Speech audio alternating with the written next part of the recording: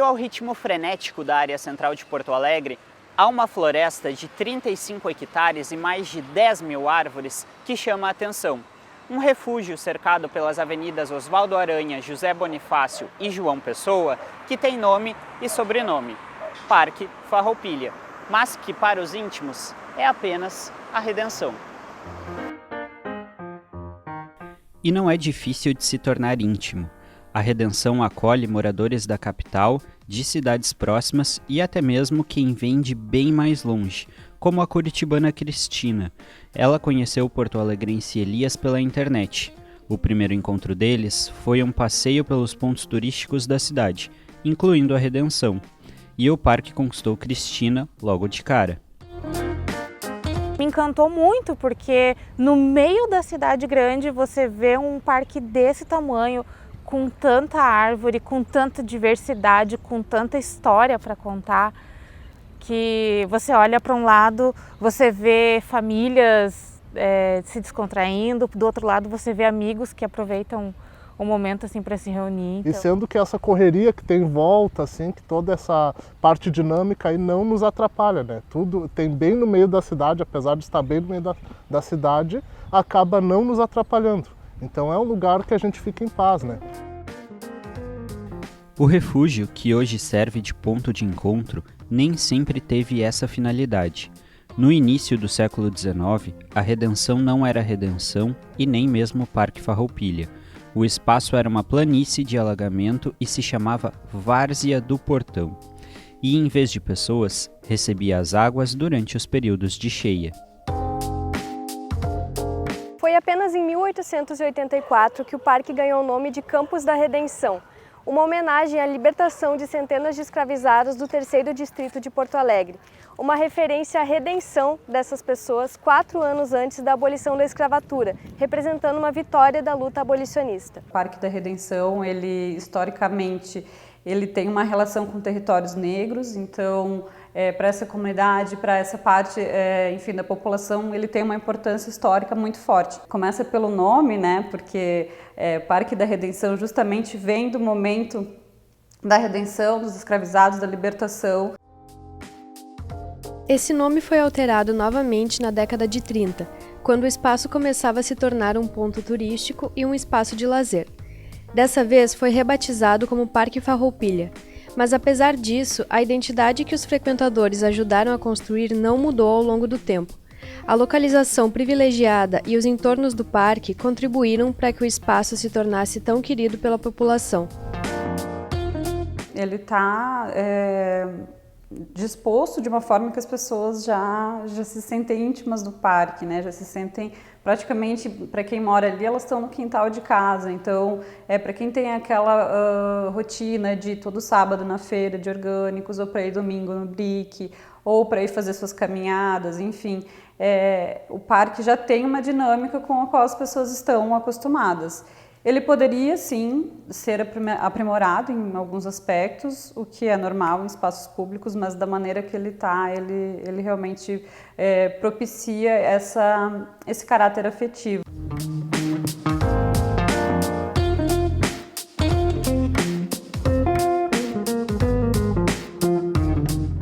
O carinho que os frequentadores sentem pela Redenção anda lado a lado com outro sentimento: a preocupação com o futuro do parque. Hoje, a Prefeitura administra o espaço. A ideia mais recente do governo municipal era conceder a Redenção à iniciativa privada. Nas últimas semanas, a Secretaria de Parcerias do governo municipal recuou desse projeto, mas o tema ainda gera debates e campanhas para que o modelo de gestão pública seja preservado. A Redenção hoje é um lugar com intensa atividade econômica, né? Então a gente tem agricultores ecologistas, a gente tem artesanato indígena, a gente tem artistas de rua, artesãos, artistas plásticos, né? Vocês têm um conjunto aqui de atividades econômicas que elas existem, né? E não só elas existem, como elas são aqueles empregos que a gente gostaria que permanecessem no longo prazo, né? O BRIC, as feiras e o Parque da Redenção têm gestões diferentes, mas para os visitantes e os expositores são uma coisa só. A Maraglai, que vende artesanatos na feira do sábado há 4 anos, acha que esse tipo de comércio é inseparável da Redenção. Não dá para imaginar uma coisa sem a outra. Tipo assim, a feira só existe por causa do parque. As pessoas que vêm no parque são os nossos clientes, são as pessoas que vêm aqui nos visitar. Se não houvesse o parque, talvez a gente não tivesse esse público aqui. As pessoas vêm, nos visitam, vão passear no parque, vão sentar na árvore.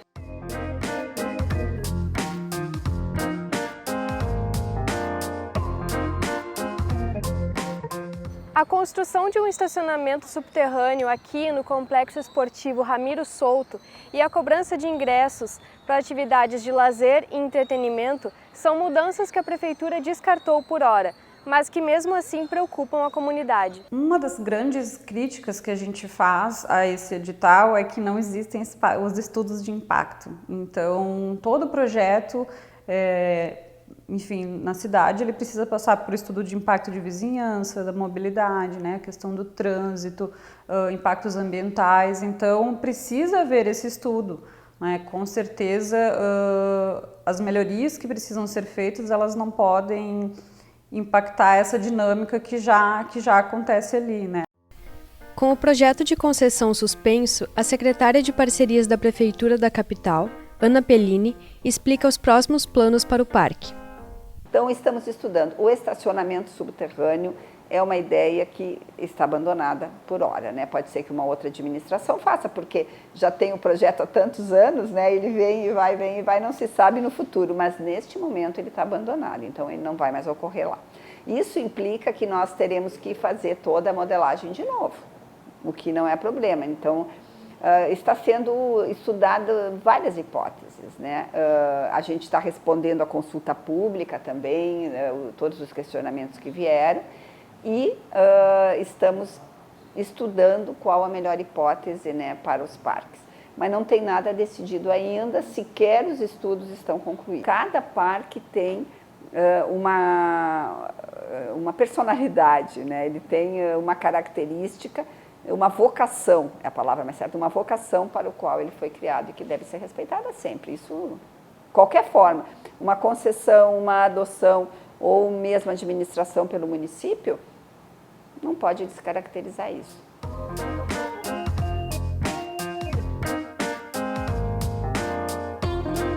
Figura ilustre das ruas da capital e um dos coordenadores do coletivo Preserva a Redenção, Eduardo, que é mais conhecido como Cara da Sunga, corre diariamente no parque desde 2011. Para ele, o importante é manter a identidade do parque. Eu acho que não tem outro lugar em Porto Alegre que se viva com tanta intensidade isso, onde todo mundo, né, o morador de rua é meu amigo, o empresário aqui é meu amigo, o funcionário das redondezas, as pessoas, os colegas. Então é uma sensação muito boa de conviver com esse todo, e principalmente com a diversidade, né? É o parque onde a menina lésbica anda de mão dada sem nenhum problema, onde o menino gay beija na boca sem nenhum problema, onde o negro é respeitado. Então, eu acho que essa questão é muito importante. Se por um lado, os frequentadores ajudaram a construir a identidade do parque, por outro, a Redenção também atravessou diversas histórias de vida. As memórias de infância da Lara, por exemplo, foram semeadas nos gramados do parque. Porque eu me criei em Porto Alegre. Então, aquela reta ali foi onde eu aprendi a andar de bicicleta sem rodinha. Então, eu estava sempre aqui, eu sou frequentadora desde criança mesmo. Então, isso quando eu tinha 6, 7 anos. E segui frequentando o BRIC, então eu estava sempre aqui. Era meu programa de fim de semana, Redenção, assim. E aí depois eu entrei para o colégio no ano 2000, quando eu tinha 15 anos. E aí se tornou ainda mais, né? Eu fazia atletismo, então eu vinha correr aqui, a gente tinha vários circuitos. A Redenção marcou tanto a história da Lara que hoje é ela quem traz os estudantes para a prática esportiva no parque. E aí depois me tornei professora do colégio e aí isso se tornou a profissão, né? E ainda moro aqui na esquina, então todo dia para vir para o trabalho eu passo pela Redenção.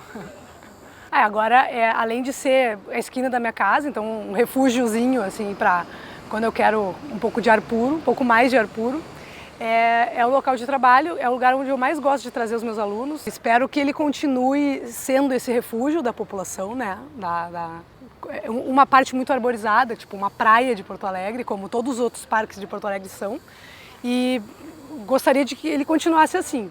Já o casal Cristina e Elias escolheu o local que os acolheu no primeiro encontro para um momento especial.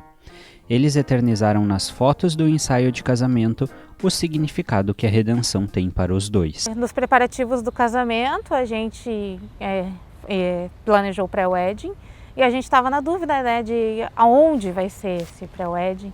E aí, conversando, vendo referências, a fotógrafa ali mostrando as ideias e tudo, e a gente parou assim, por que a gente não faz na Redenção, que é um lugar que tem a ver com a gente, que é um lugar bonito, tem tanto espaço bonito para fotografar.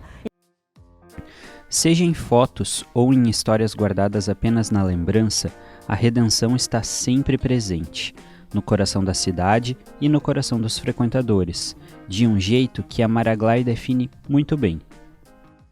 Não sou de Porto Alegre, mas eu vim para cá pequena e a minha mãe fazia, nós éramos uma família grande, a minha mãe fazia muito piquenique. Aqui naquela época a gente fazia bolo, suco, botava a toalhinha no chão.